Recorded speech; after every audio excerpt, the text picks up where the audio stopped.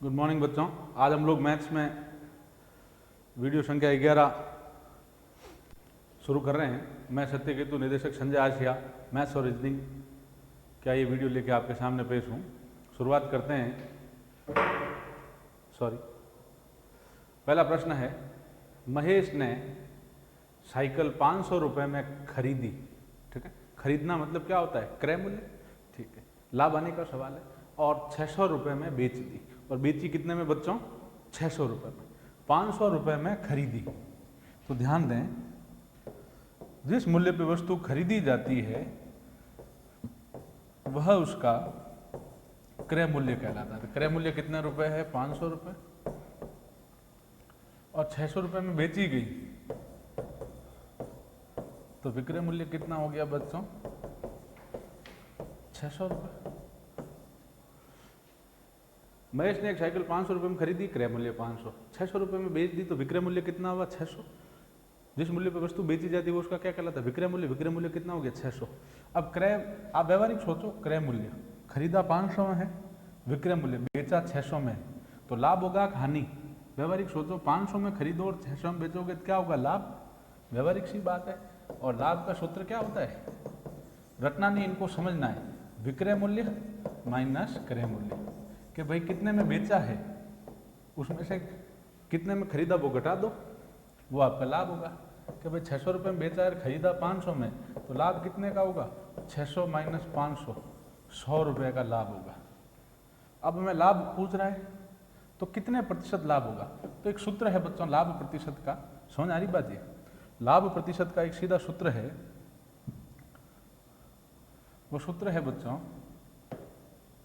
कि लाभ प्रतिशत बराबर होता है बच्चों लाभ बटा क्रय मूल्य इंटू 100। अगर लाभ प्रतिशत लाभ हो चाहे हानि हो, क्रय मूल्य पे निकलते हैं। लाभ और हानि सदैव किस पे निकलते हैं बच्चों? क्रय मूल्य पे। लाभ और हानि सदैव किस पे निकलते हैं? क्रय मूल्य पे। तो लाभ प्रतिशत का सूत्र क्या हो गया? लाभ बटा क्रय मूल्य इंटू 100। लाभ प्रतिशत का सूत्र क्या हो गया? लाभ बटा क्रय मूल्य इंटू 100। और हानि प्रतिशत है तो हानि बटा क्रय मूल्य इंटू 100। लाभ हो चाहे हानि हो, क्रय मूल्य पर निकलते हैं। तो लाभ प्रतिशत का सूत्र लाभ बटा क्रय मूल्य इंटू 100, हानि प्रतिशत का सूत्र हानि बटे क्रय मूल्य इंटू 100। तो लाभ कितने का है? 100 रुपये का बटा क्रय मूल्य कितना है? 500। ठीक है, लाभ 100 रुपये, क्रय मूल्य 500, इंटू प्रतिशत बदलना इंटू 100 कर दो। 2 जीरो से 2 जीरो गए, 5 का भाग 10 में गया 2 बार, पीछे 0 का 0, 20% लाभ हो गया। 20% क्या हो गया बच्चों? लाभ। कोई डाउट है इसमें? समझ आ गई बात? ये महेश ने एक साइकिल 500 रुपये में खरीदी। खरीदी मतलब क्रय मूल्य, क्रय मूल्य 500, और 600 रुपये में बेच दी। बेचना मतलब विक्रय मूल्य, विक्रय मूल्य 600 रुपये। तो लाभ होगा हानि? लाभ होगा। 500 में खरीदो और 600 में बेचोगे, लाभ होगा। लाभ कितना होगा? 600 माइनस 500, 100 रुपया। लाभ प्रतिशत होता है लाभ बटा क्रय मूल्य इंटू 100। लाभ कितना है? 100 रुपये बटा क्रय मूल्य कितना? 500 इंटू 100। 2 जीरो को 5 के बाद 100 में दिया 20, 20% लाभ होगा। क्या किसी को कोई डाउट है इसमें बच्चों? चलें आगे इसमें बच्चों। ठीक है, नेक्स्ट क्वेश्चन चलते हैं बच्चों। उमंग ने एक पुस्तक 80 रुपये में खरीदी और 60 रुपये में बेच दी, तो हानि प्रतिशत ज्ञात कीजिए। 80 रुपये में खरीदी, खरीद मूल्य कह दो चाहे क्रय मूल्य कह दो, एक ही बात है। वो कितने रुपए है? 80 रुपये। ठीक है, उमंग ने एक पुस्तक 80 रुपये में खरीदी, तो क्रय मूल्य कह दो चाहे खरीद मूल्य कह दो, कितने रुपए? 80। ठीक है, बेची कितने में? 60 में। इस बार खरीद 80 में रहा है और बेच 60 में रहा है, विक्रय मूल्य 60 रुपये। तो इस स्थिति में लाभ होगा कि हानि होगा बच्चों? खरीद 80 में रहा है, बेच 60 में रहा है, तो लाभ होगा कि हानि? हानि होगा। हानि बराबर क्या होगा बच्चों? हानि क्या होता है? क्रय मूल्य माइनस विक्रय मूल्य। हानि कब होती है? जब क्रय मूल्य ज्यादा हो, खरीद मूल्य ज्यादा और बेचो कम में, तभी हानि होती। हानि होता है क्रय मूल्य माइनस विक्रय मूल्य। इनको रटना नहीं, समझना है। 80 में खरीदा, 60 में बेचा, तो कितने का घाटा हुआ? 20 रुपये का। तो 80 माइनस 60, 20 रुपये हानि। ये हानि होगी। हमें निकालना है हानि प्रतिशत। हानि प्रतिशत का सूत्र होता है हानि बटे क्रय मूल्य इंटू 100। हानि कितने रुपए की? 20, बटे क्रय मूल्य कितना है 80 इंटू 100। ठीक है, अब 20 से काटो 100 को, सॉरी 80 को, 20 का से काटो 80 को, कितने बार ऊपर तो आएगा एक बार, 20 एकम 20, नीचे 20 का भाग 80 में जाएगा 4 बार, 4 का भाग 100 में जाएगा तो 25% हानि निकाल रहे हो तो हानि प्रतिशत कितना आया 25%। समझ आ गई बात। 80 रुपये में खरीदी, क्रय मूल्य 80 रुपये, विक्रय मूल्य बेची 60 में है, विक्रय मूल्य 60। अब 80 में खरीदी 60 बेची तो क्या होगी हानि, हानि क्या होता है क्रय मूल्य माइनस विक्रय मूल्य, 20 रुपये का हानि। और व्यवहारिक देख सकते हो 80 में खरीदे कोई आदमी 60 बेचा 20 रुपये का घाटा ही होगा, 20 रुपये हानि। हानि प्रतिशत क्या था, हानि बटे क्रय मूल्य इंटू 100। हानि कितनी की 20 की, बटा क्रय मूल्य कितना है 80 इंटू कितना कर दिया 100। ठीक है, तो 20 से 80 काटा 4 आया नीचे, 4 का भाग 100 में दिया 25% हानि। अब अगला सवाल है बच्चों, इसमें पहले क्रय मूल्य निकालना है फिर विक्रय मूल्य। सवाल आसान है, ठीक है, क्रय मूल्य और विक्रय मूल्य का आप लोगों को सूत्र याद होने चाहिए, बाकी है सवाल बिल्कुल आसान। सुनिएगा, पहला कह रहा है एक घड़ी को 400 रुपये में बेचने पे मतलब क्या दिया है बच्चों विक्रय मूल्य, विक्रय मूल्य दिया है 400 रुपये।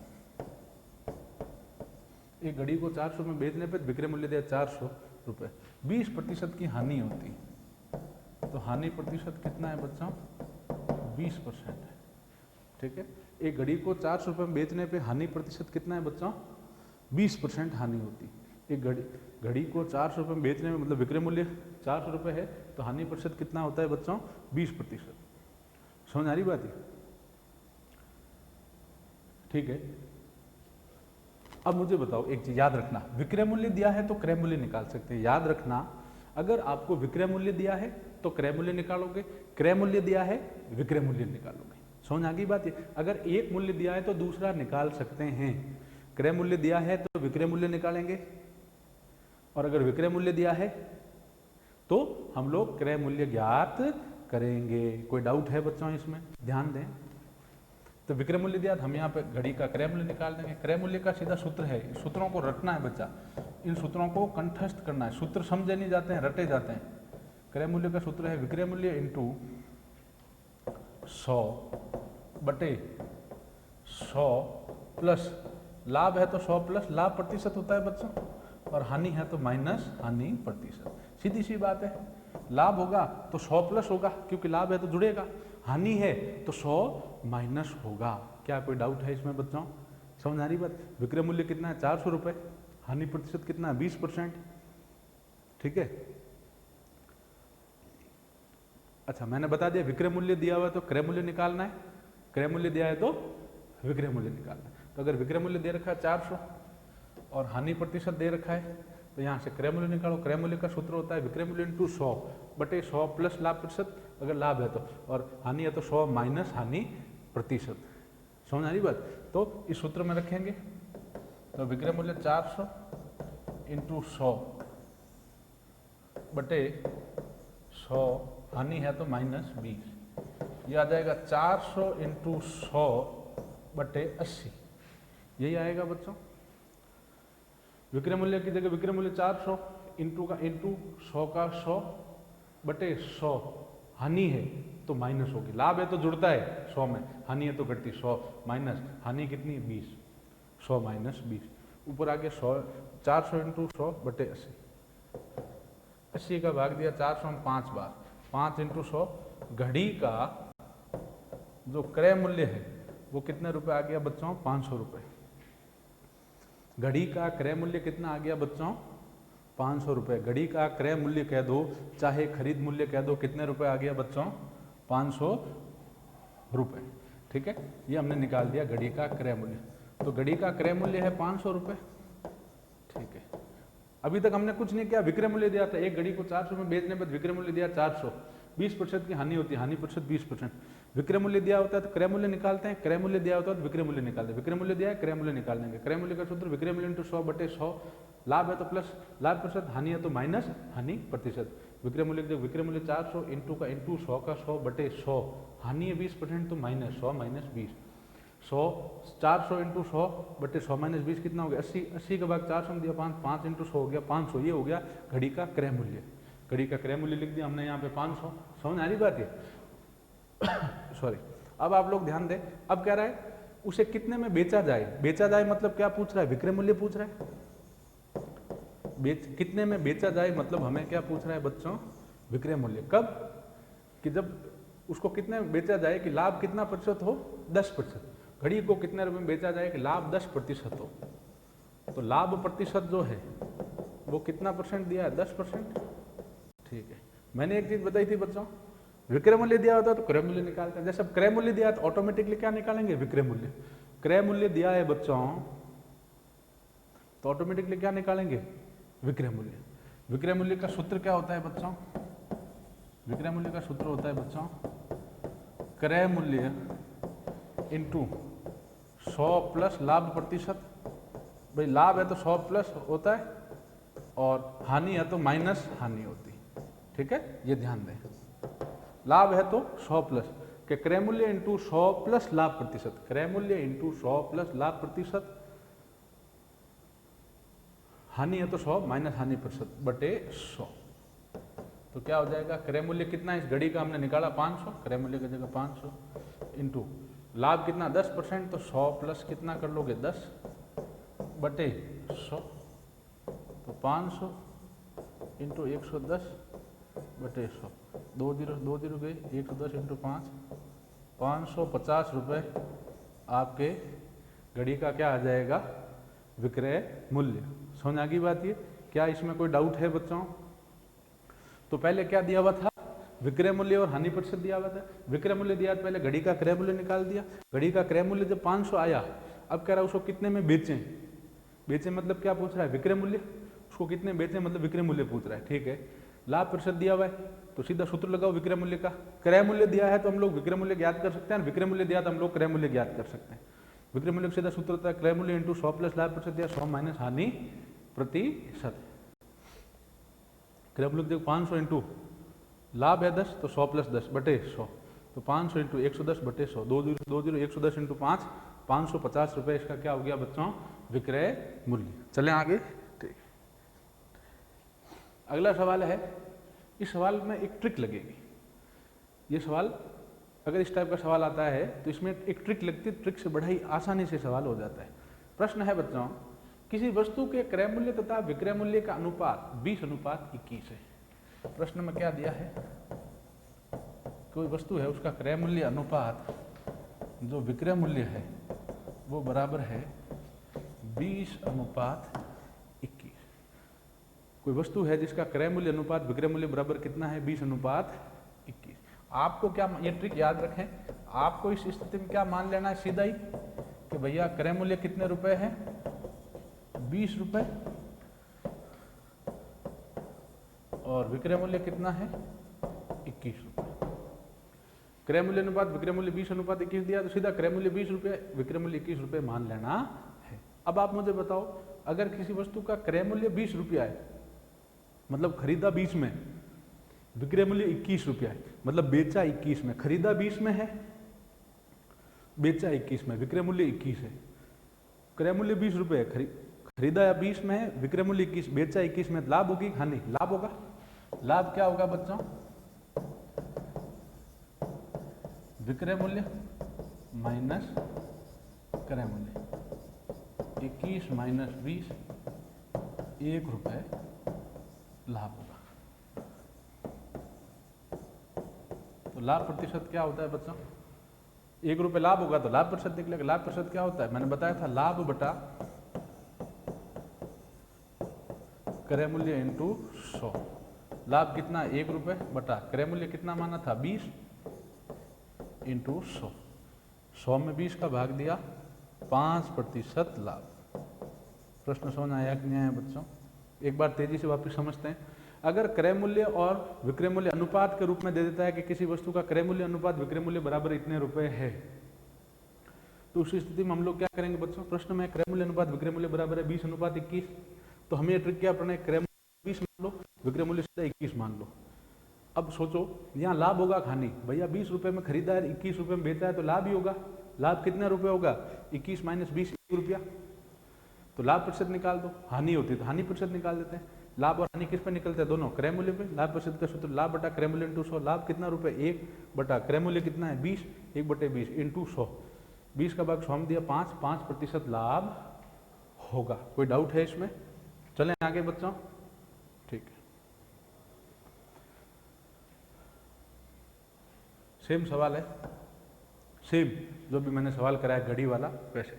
कह रहा है एक भूखंड को 45,000 रुपए में बेचने पर एक व्यक्ति को 10% की हानि होती है। सुनो, विक्रय मूल्य कितना दिया है? 45,000।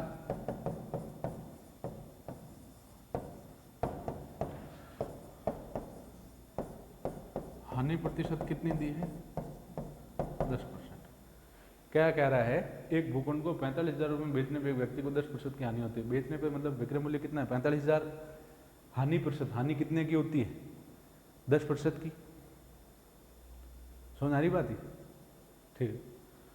तो अब विक्रय मूल्य दिया है तो हम क्या निकाल देंगे? क्रय मूल्य। मैंने बताया है क्रय मूल्य दिया हुआ था विक्रय मूल्य निकलता है बच्चों, और अगर विक्रय मूल्य दिया है तो क्रय मूल्य निकलता है। तो क्रय मूल्य का सूत्र क्या है बच्चों? विक्रय मूल्य इंटू 100 बटे 100। लाभ है तो प्लस लाभ प्रतिशत होता है बच्चों, और मैंने बता दिया हानि होती तो माइनस हानि प्रतिशत। व्यवहारिक सी बात है। विक्रय मूल्य 45,000 इंटू 100 बटे 100। हानि कितनी है? 10, तो माइनस 10। ये हो जाएगा 45,000 इंटू 100 बटे 90। 0 से 0 गया बच्चों। अब 9 का भाग 45 में दिया, 5 बार 2 0 का 2 0 हो गया 500। 500 इंटू 100। भूखंड का क्रय मूल्य कितना आ गया बच्चों? 50,000 रुपए। सीधा सूत्र में रखना है। विक्रय मूल्य 45,000 रुपए दे दिया और हानि प्रतिशत दे दी 10%। कह रहा है एक भूखंड को 45,000 रुपए में बेचने में व्यक्ति को 10% की हानि होती है। विक्रय मूल्य 45,000, हानि प्रतिशत 10%। विक्रय मूल्य दिया तो क्या निकालेंगे? क्रय मूल्य। और अगर क्रय मूल्य दिया होता है तो क्या निकालते हैं? विक्रय मूल्य। यहाँ विक्रय मूल्य, क्रय मूल्य निकालेंगे। क्रय मूल्य का सूत्र होता है विक्रय मूल्य इंटू 100 बटे 100 प्लस लाभ प्रतिशत, हानि है तो माइनस हानि प्रतिशत। सूत्रों को रखना है। मैंने लाभ प्रतिशत का सूत्र बता दिया, हानि प्रतिशत का सूत्र बता दिया, क्रय मूल्य का सूत्र बता दिया, विक्रय मूल्य का सूत्र बता दिया। इन सूत्रों को कंठस्थ करना है, इन सूत्रों को रटना है। सूत्र याद नहीं होंगे तो सवाल ही नहीं होंगे। विक्रय मूल्य की जगह सीधा 45,000 इंटू 100 का 100 बटे 100। हानि है तो माइनस 10। 45,000 इंटू 100 बटे 100 माइनस 10, 90। 0 0 गया। 9 का भाग 45 में दिया 5, 2 0 2 0। 500 इंटू 100 50,000। ये आ गया क्रय मूल्य। अब क्रय मूल्य तो आ गया 50,000। क्रय मूल्य आपके आ गया 50,000 रुपए, ठीक है। अब कह रहा है उसे कितने में बेचे 15% का लाभ हो, तो लाभ प्रतिशत कितना दिया है? 15%। क्रय मूल्य 50,000 हमने निकाल दिया। अब कह रहा है उसे कितने में बेचे? बेचे मतलब क्या पूछ रहा है बच्चों हम लोगों को? विक्रय मूल्य। कितने में बेचे मतलब क्या पूछ रहा है बच्चों हम लोगों को? विक्रय मूल्य। क्रय मूल्य 50,000 है बच्चों, लाभ प्रतिशत 15% है, विक्रय मूल्य पूछा है। तो मैंने विक्रय मूल्य का सूत्र पहले भी लिखा है, वापस बता देता हूँ। विक्रय मूल्य बराबर होता है क्रय मूल्य इंटू 100। लाभ है तो प्लस लाभ प्रतिशत, और हानि होता है तो माइनस हानि प्रतिशत बटे 100। तो क्रय मूल्य कितना है? 50,000 इंटू 100 प्लस लाभ कितना है? 15 बटे 100। 50,000 इंटू 115 बटे 100। 2 0 से 2 0 गए बच्चों। अब 115 को 500 से गुणा कर दो। गुणा करो, पहले 5 का 5 से गुणा किया, 2 0 तो पीछे लग ही जाएंगे। 5 को 5 से गुणा किया, 25 का 5 ऐसे क्या 2 गया, फिर 5 7, फिर 5, 57,500 रुपये में अगर बेचता है तो 15% का लाभ होगा। सेम सवाल है जो घड़ी वाला कराए। वैसे एक चीज याद रखें, सूत्रों को तो रटना है, लाभ प्रतिशत का, हानि प्रतिशत का, क्रय मूल्य का और विक्रय मूल्य का। अगर आपको क्रय मूल्य दिया है तो विक्रय मूल्य निकालना है, विक्रय मूल्य दिया है तो क्रय मूल्य निकालना है। सूत्र मैंने बता दिए, इन सूत्रों को आपको कंठस्थ करना है, रटना है। समझ आ रही बात है? अब आप लोग ध्यान दें, एक भूखंड को 45,000 रुपये में बेचने पर विक्रय मूल्य कितना हो गया? 45,000। 10% की हानि होती है, हानि कितनी होगी? 10%। तो क्रय मूल्य का सीधा सूत्र लगाया, इसमें मान रखा, क्रय मूल्य आ गया 50,000। अब क्रय मूल्य 50,000 आ गया, अब वो कह रहा है उसको कितने में बेचें। बेचें मतलब क्या पूछ रहा है बच्चों, विक्रय मूल्य। बेचें मतलब क्या पूछ रहा है, विक्रय मूल्य। ठीक है, क्रय मूल्य दिया है, लाभ प्रतिशत दे दी 15%, विक्रय मूल्य पूछा, विक्रय मूल्य का सीधा सूत्र है, इस सूत्र में क्रय मूल्य का लाभ प्रतिशत का मान रख दिया, गुणा भाग किया, विक्रय मूल्य जो है मकान का वो आ गया 57,500 रुपए। क्या किसी को कोई डाउट है बच्चों इसमें?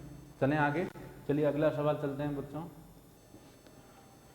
अगला सवाल है बच्चों, इस टाइप का सवाल किया पिछले वीडियो में, प्रतिशत का आसान लेकिन इंपोर्टेंट सवाल है। कह रहा किस संख्या का 25% 125 है।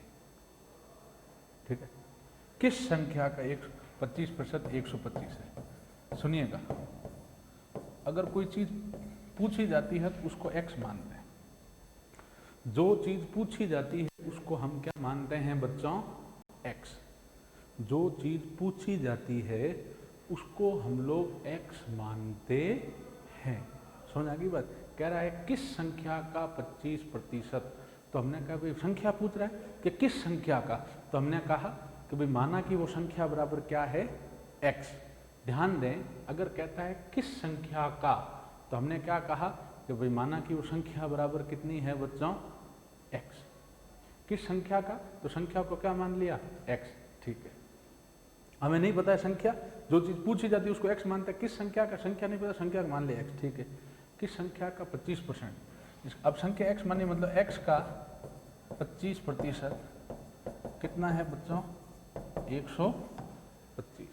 किस संख्या का, तो संख्या मानी x का 25% मतलब x का 25% बराबर कितना है, 125। वो संख्या x मान ली, इसका मतलब क्या हुआ कि उस संख्या का अगर हम 25% निकालेंगे तो बराबर कितना होगा, 125। संख्या पूछा है कि भाई किस संख्या का 25% 125 है। जो चीज पूछी जाती है उसको x मानते हैं, तो हमने माना कि भाई संख्या x है, मान लो। ठीक है, तो उस x का 25% बराबर कितना होगा, 125। ठीक है, x का x का मतलब गुणा होता है। का मतलब सदैव क्या होता है बच्चों, गुणा। का मतलब गुणा होता है। ठीक है, x इंटू 25 का 25। प्रतिशत का चिन्ह दिया हुआ होता है तो चिन्ह हटा के सदैव बटे में 100 लेते हैं। प्रतिशत का यदि चिन्ह दिया हुआ होता है बच्चों तो चिन्ह हटा के सदैव बटे में कितने लेते हैं, 100। प्रतिशत का चिन्ह दिया हुआ होता है तो चिन्ह हटा के सदैव बटे में 100 लेते हैं, 100 ले लिया। तो x का x का मतलब गुणा 25% 25 लिख दिया, प्रतिशत का चिन्ह हटा के बटे में 100 ले लिया, बराबर 125। अब x का मान निकालना है बच्चों, तो बाकी सबको इधर ले जाओ। अगर x का मान निकालना है तो बाकी सबको इधर ले जाओ, तो 125 है ये तो 100 बटे में है, भाग में वो इस तरफ किस में आएगा, गुणा में। बटा मतलब भाग होता है, बटे की चीज भाग की चीज गुणा में आ गई, और 25 जो गुणा में था उस तरफ x के, वो इस तरफ भाग में आ जाता। उल्टा होता है, बराबर के एक तरफ से अगर इधर लाओगे तो प्लस की चीज है तो माइनस में होगी, माइनस की है तो प्लस में होगी, गुणा की है तो भाग में आएगी, भाग की है तो गुणा में आएगी। समझ आ गई बात ये बच्चों? ठीक है, अब ध्यान दें, काटो इसको। 25 का भाग 100 में दिया 4 बार, 125 इंटू 4, संख्या कितना निकल के आ गया बच्चों, 500। कि भाई किस संख्या का 25% 125 है, 500 का। आप लोग चेक कर सकते हैं बच्चों, समझ आ रही बात? हम लोग इसको चेक भी कर सकते हैं। कैसे चेक करेंगे कि भाई जो 500, हम किस संख्या का 25%, 500 का निकाल दो। 500 का 25%, 500 का 25% निकालो, मतलब 500 इंटू 25/100, 2 जीरो से 2 जीरो के 25 इंटू 5, 125 रुपये। आ रहा है कि नहीं आ रहा है बच्चों, 125 रुपये? समझ आ रही बात कि नहीं आ रही?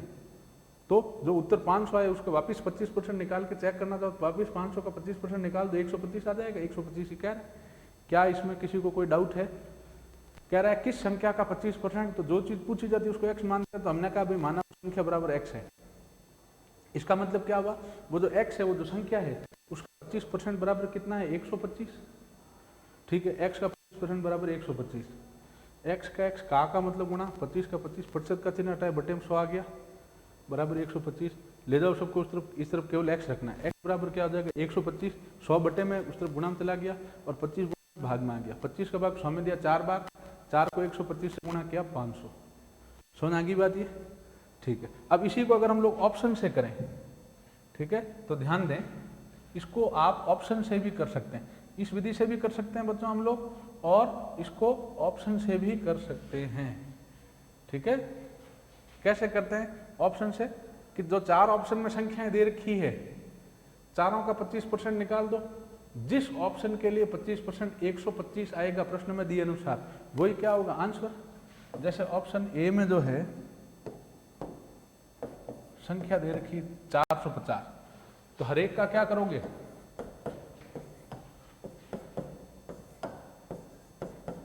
हर एक का क्या करोगे 25% निकालोगे बच्चों।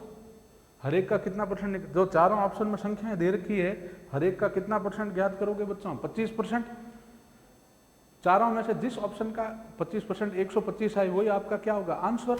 तो पहला ऑप्शन में 450 है, 450 का 25% निकालो, मतलब 450 इंटू 25/100। ठीक है, अब ध्यान दें आप, ये तो हो ही नहीं सकता, क्यों, 0 से 0 चला गया। अब 5 से काट लो, 5 का भाग दिया 25 में 5 बार, 5 का भाग 10 में दिया 2।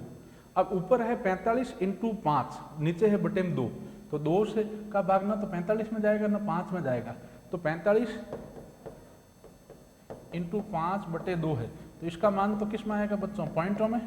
तो इसको आगे हल करने की जरूरत नहीं, क्योंकि पॉइंटों में नहीं आना है, अपना मान तो कितना आना चाहिए 125। ऑप्शन बी ले लेते हैं 400, 400 का 25% निकालो बच्चों, तो 400 इंटू 25/100, 2 0 2 0 के 25 इंटू 400, गलत है, अपने को तो 125 चाहिए भैया। सी ऑप्शन 375, इसका 25% 375 इंटू 25/100, 25 से काटा 25 से कम 25, 25 का भाग 100 में दिया 4 बार, ये आया 375/4। अब ऊपर इक्वेशन पे 5 है, 375 में 4 का भाग दोगे, ये मान किस में आएगा बच्चों, पॉइंट। ये मान किस में आएगा बच्चों, पॉइंट। ये भी नहीं, ऑप्शन डी 500, 500 का 25%, तो 500 इंटू 25/100, 2 0 से 2 0, 25 को 5 से गुणा किया 125, 125 आ रहा है प्रश्न में, 125 दिया 125 आ रहा है, ऑप्शन डी करेक्ट है। मतलब संख्या कौन सी होगी, D4, डी ऑप्शन में जो 500 है वो। तो आप x मान के भी कर सकते हैं और चारों ऑप्शन की मदद से भी कर सकते हैं। अगला सवाल, 2 को प्रतिशत के रूप में लिखिए। याद रखें एक चीज, अगर आपको किसी भी संख्या का प्रतिशत निकालना है तो 100 से गुणा करना है, चाहे वो संख्या पॉइंटों में है, चाहे वो संख्या भिन्न संख्या है, चाहे वो संख्या प्लस में है, माइनस में है, कैसी भी संख्या है। अगर आपको किसी संख्या का प्रतिशत निकालना है तो प्रतिशत निकालने के लिए 100 से गुणा करते हैं और फिर पीछे प्रतिशत का चिन्ह लगा देते हैं। जैसे 2 है, 2 को हमें प्रतिशत में बदलने का कह रहा है बच्चा, तो आप सीधा 2 को किससे गुणा करोगे, 100 से। कोई भी संख्या है अगर उसको प्रतिशत में बदलना है तो किससे गुणा करेंगे, 100 से। तो 2 को 100 से गुणा किया 200। अब प्रतिशत में बदला है तो पीछे चिन्ह भी किसका लगाओगे, प्रतिशत का, 200%। अब आप एक चीज कहोगे साहब प्रतिशत 200 कैसा आया, आज दिन तक हमारी परीक्षा में पूर्णांक जो है वो 100% आता है, अधिकतम 100 से ज्यादा प्रतिशत तो जाता ही नहीं। वो पूर्णांक और प्राप्तांक में पेपर कभी भी 500 में से 500 से ज्यादा अंक नहीं आते, तो उसमें 100% से ज्यादा अंक नहीं जाएंगे। लेकिन अगर किसी आदमी टन का 10,000 है, वो बढ़ के 50,000 हो गई, तो वहां अगर हम कितने प्रतिशत की बढ़ोतरी वो देखेंगे तो 400% की हुई कि नहीं हुई बच्चों। तो जरूरी नहीं है कि प्रतिशत 100 से ज्यादा नहीं आए, 100 के अंदर ही आए, नहीं, प्रतिशत 100 से ज्यादा भी आता है, 200%, 500%, 700%, 10,000%, ऐसा भी आता है। समझ आ रही बात, प्रतिशत 100 से ज्यादा भी आ सकता है। तो 2 को प्रतिशत बदलना है, किसी भी संख्या, चाहे दशमलव हो, चाहे भिन्न हो, चाहे साधारण संख्या, प्रतिशत में बदलना है तो सदैव किससे गुणा करना है, 100 से। तो 2 को 100 से गुणा किया 200%। अगला सवाल, अब यही चीज है, 0.025 है, इसको प्रतिशत में बदलना है। मैंने बताया बच्चों, प्रतिशत में बदलना है तो सदैव किससे गुणा करना है बच्चों, 100 से। तो 0. चाहे वो संख्या दशमलव की हो, चाहे भिन्न संख्या हो, चाहे कोई भी, 0.025 इसको प्रतिशत बदलना है, 100 से गुणा किया, ठीक है। मैंने पिछले वीडियो में बताया था, अगर पॉइंटों वाली संख्या को गुणा करते हैं तो पॉइंट किधर आएगा, मेरी तरफ, क्योंकि क्या होगा, गुणा करने से संख्या का मान बढ़ेगा, बढ़ेगा कब? जब पॉइंट इधर आएगा, और भाग में होता है तो पॉइंट उधर जाता है। कितने अंक आता है गुणा में इधर और भाग में उधर? कितने अंक जाता है बच्चों?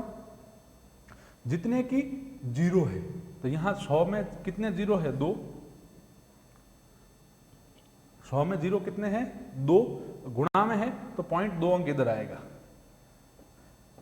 2 अंक इधर, मतलब पॉइंट यहां है, यहां से 2 अंक यहां आएगा, मतलब ये यहां आ जाएगा। समझ आ रही बात कि नहीं आ रही? भाई प्रतिशत में बदलना है तो सदैव 100 से गुणा करना है।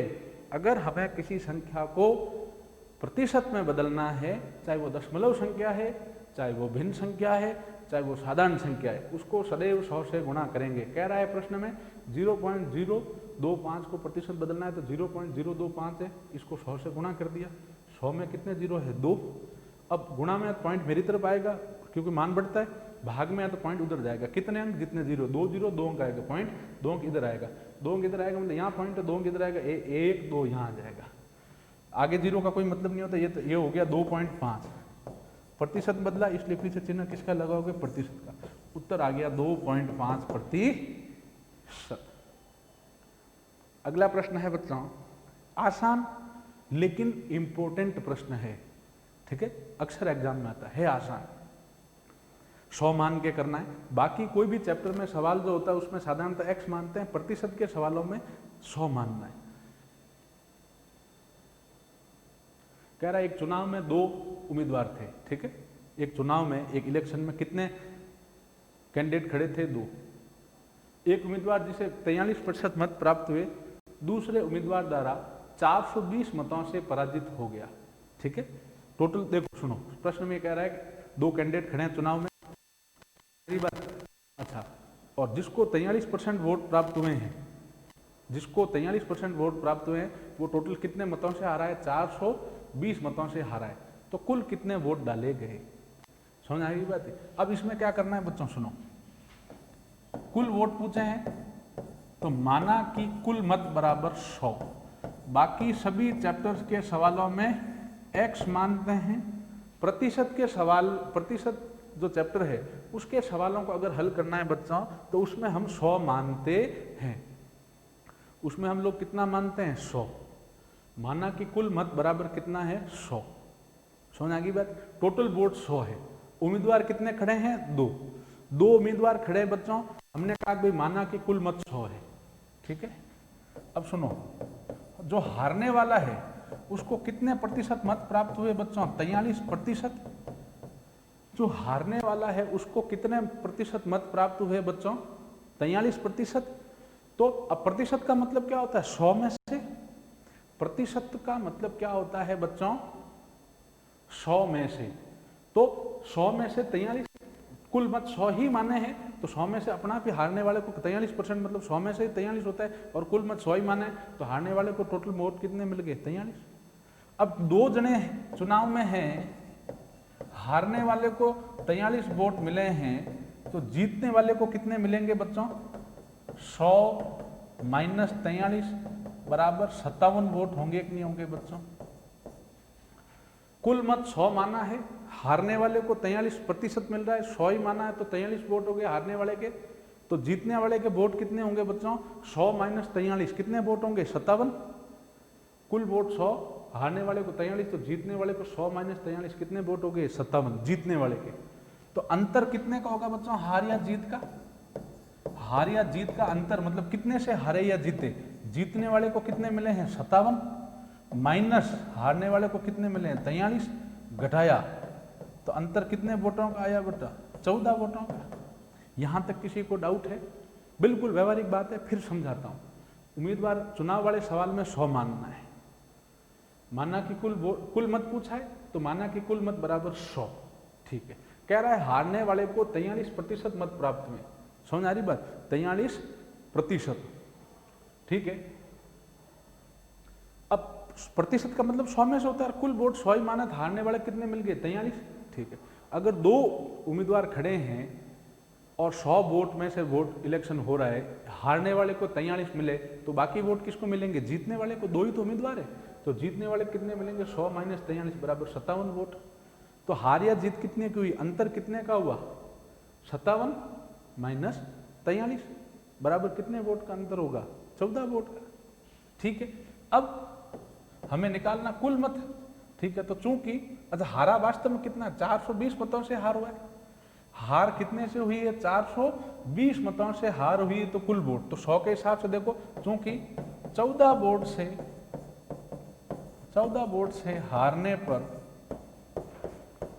कुल मत कह दो चाहे वोट कह दो, एक ही बात है, 100। देख लो, अगर 14 वोटों से हार हो रही है, यहां देखो तो कुल मत कितने हैं? 100। अगर 14 वोटों से हार हो रही है बच्चों, तो कुल मत कितने हैं? 100। ठीक है, तो चूंकि 14 वोट से हारने पर कुल मत 100 है, इसलिए एक वोट से हारने पर कुल मत बराबर कितना हो जाएगा? 100/14। भाई 14 वोटों से हार कब होती, कब? जब कुल मत कितने होते हैं? 100। तो चूंकि 14 वोटों से हारते हैं तो कुल मत है 100, तो एक वोट से हारने पे कुल मत कितना हो गया? 100/14। इसलिए कितने वोटों से हार रहा है? 420। इसलिए 420 वोट से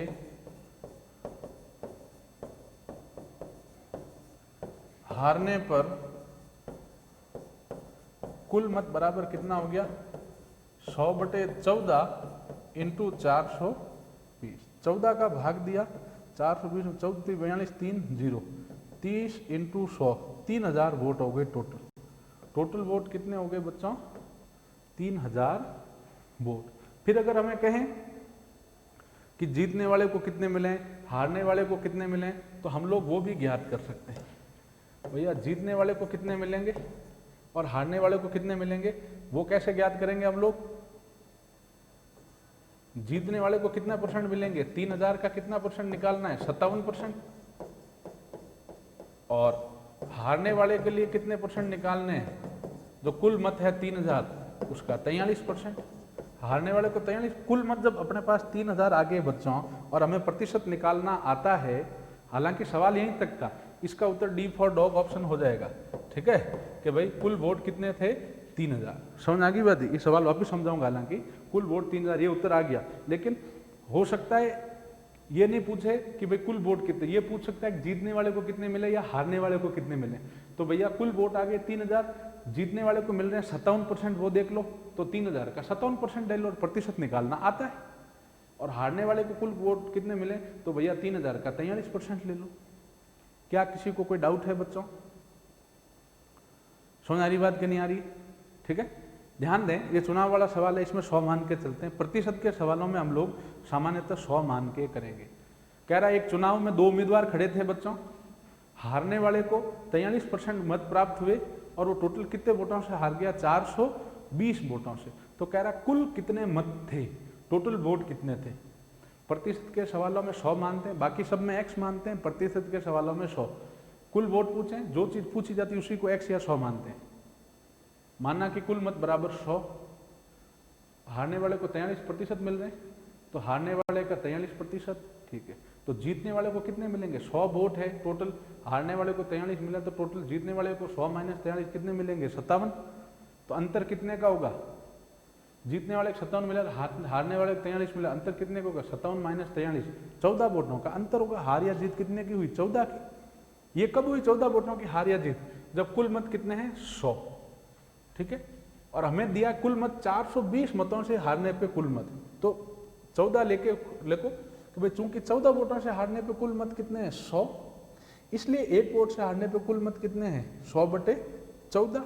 इसलिए 420 वोटों से हारने पे कुल मत कितने? 100/14 इंटू 420, 14 का भाग 420 में दिया 3 0 0 30 इंटू 100, 3000 कुल मत आ गए। अगर हमें, हालांकि उत्तर आ गया 3000, कुल मत ही पूछें, लेकिन अगर हमें कहें हारने वाले को कितने मिले, जीतने वाले कितने मिले, कुल मत 3000 है ही है हारने वाले को, तो भैया 43% निकाल लो हारने वाले को। 3000 का 43% निकालना आता है आप लोगों को?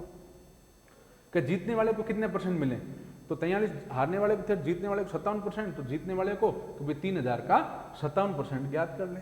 कोई डाउट है बच्चों इसमें? चलें आगे। ठीक, अगला सवाल है, एक वर्ग की भुजा में 20% की कमी की जाए तो उसके क्षेत्रफल में कितने प्रतिशत की कमी होगी। इस टाइप का जो सवाल है इसको एक फिक्स ट्रिक से किया जाता है। समझ आ रही बात? इस टाइप के सवाल को एक फिक्स ट्रिक से करते हैं, चाहे आयत हो चाहे वर्ग हो। पुरानी स्थिति में वर्ग की भुजा कितने मान लो 100, वर्ग में चारों भुजाएं समान होती बच्चों, वर्ग की भुजा 100 मान ली, तो इसका क्षेत्रफल क्या हो जाएगा बच्चों, भुजा स्क्वायर ए स्क्वायर होता है 100 का स्क्वायर, 100 इंटू 100 कितना हो गया बच्चों 10,000। एक जो वर्ग होता है बच्चों, जो वर्ग होता है, वर्ग की अगर भुजा ए है तो उसका क्षेत्रफल क्या होता है ए स्क्वायर, वर्ग है उसकी लंबाई अगर मतलब भुजा अगर 100 है तो क्षेत्रफल होगा, अगर भुजा ए 100 है तो क्षेत्रफल होता है ए स्क्वायर मतलब 100 का स्क्वायर, 100 का स्क्वायर मतलब 10,000। हमेशा आयत भी कह रहा है तो उसकी लंबाई 100 मान लो, चौड़ाई 100 मान लो, ये ट्रिक याद रखना, ये ट्रिक है बच्चों। अब नई स्थिति में क्या कह रहा है बच्चों, अगर बढ़ोतरी कह रहा है तो बढ़ा दो, कमी कह रहा है तो कम कर दो। कह रहा है वर्ग की भुजा में 20% की कमी करने पर, तो नई भुजा कितनी होगी 80। भैया पहले भुजा 100 माननी है, फिर जैसे कह रहा है भुजा में 20% की कमी, तो 100 माइनस 20 नई भुजा एक कितनी ले लोगे 80। कह रहा 20% की वृद्धि कहता अगर, तो यहाँ कितना ले लेते 120। कहता 10% की वृद्धि, तो यहाँ कितना ले लेते 110। कहता 10% की कमी, तो यहाँ कितना ले लेते 90। क्या किसी को डाउट है? ठीक है, तो यहाँ क्षेत्रफल कितना हो जाएगा ए स्क्वायर 80 के स्क्वायर 8 6400। पहले क्षेत्रफल था 10,000, अब हो गया 6400, तो क्षेत्रफल में कमी हुई है वृद्धि हुई है बच्चों? क्षेत्रफल में कमी हुई है, क्षेत्रफल में यहाँ क्या हुई है बच्चों? कमी।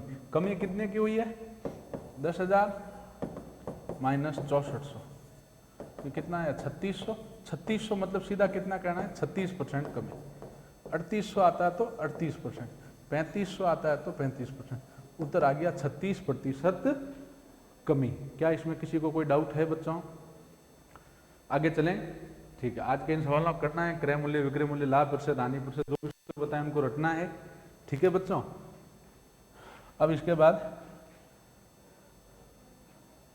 मैं कुछ सूत्र आपको दे देता हूं। ठीक है, लाभ प्रतिशत, हानि प्रतिशत, क्रय मूल्य, विक्रय मूल्य हमने देख ही लिया। ठीक है, अच्छा हम लोगों ने पिछले वीडियो में त्रिभुजों के सूत्र बता दिए, चतुर्भुजों के सारे सूत्र मैंने बता ही दिए।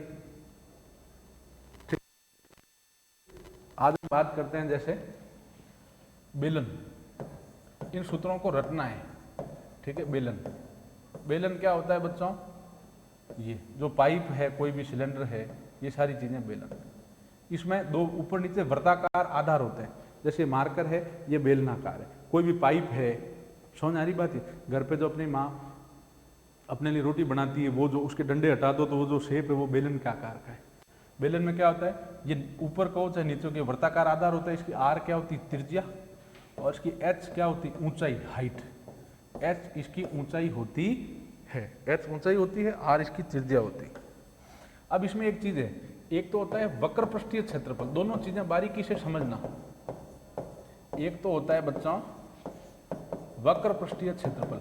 वक्र मतलब होता है घुमावदार, वक्र का मतलब क्या होता है घुमावदार। जैसे हम गणेश जी की स्तुति में क्या कहते हैं वक्र तुंड महाकाय, वक्र मतलब घुमावदार, तुंड मतलब तूंद, वक्र तुंड। तो वक्र मतलब घुमावदार, घुमावदार मतलब बेलन का घुमावदार हिस्सा कौन सा होगा? जो आपके माताजी आटे के ऊपर बेलन का जो हिस्सा रगड़ खाता है वो वक्र है, क्योंकि वो पूरा पूरा देखो ऐसे घुमावदार है कि नहीं, पूरा का पूरा बेलन पूरा पूरा साइड में से घुमावदार होता है कि नहीं होता है, तो ये वक्र पृष्ठीय है। ये जो मेरे हथेली के बीच में मार्कर का हिस्सा आ रहा है ये वक्र पृष्ठीय क्षेत्रफल है, तो ये वक्र पृष्ठीय है। तो वक्र पृष्ठीय क्षेत्रफल का सूत्र होता है बच्चों 2πr/h। आर यहाँ त्रिज्या है इसकी और h इसकी ऊंचाई है। पाई का मान आपको पता ही होना चाहिए, पाई का मान कितना लेते हैं हम सामान्यतः 22/7। वक्र पृष्ठीय क्षेत्रफल का सूत्र 2πr/h।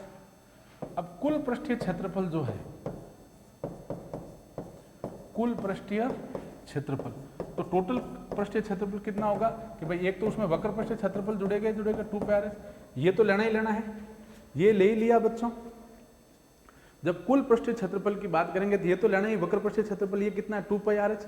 अब ऊपर एक वृत्त है, वृत्त का क्षेत्रफल क्या होगा πr²। नीचे एक वृत्त है, इसका क्षेत्रफल कितना होगा पाई आर स्क्वायर। ऊपर वृत्त है, इसका क्षेत्रफल पाई आर स्क्वायर। नीचे वृत्त है जिसका क्षेत्रफल है पाई आर स्क्वायर। ऊपर वाले वृत्त का क्षेत्रफल और नीचे वाले वृत्त का क्षेत्रफल, इसका भी पाई आर स्क्वायर होता है, इसका भी pi r square. Pi r square और पाई आर स्क्वायर कितना होगा 2 पाई आर स्क्वायर। ठीक है, तो कुल पृष्ठ क्षेत्रफल क्या होगा, ये वक्र पृष्ठ क्षेत्रफल तो लेंगे ही लेंगे, ये घुमावदार हिस्सा ये तो लेंगे ही लेंगे, लेकिन साथ में ऊपर वाले इस वृत्त का और इस नीचे वाले वृत्त का क्षेत्रफल भी लेंगे। इन वृत्तों का क्षेत्रफल क्या है, ऊपर वाले का पाई आर स्क्वायर, नीचे वाले का pi r square. Pi r square 2 pi r square.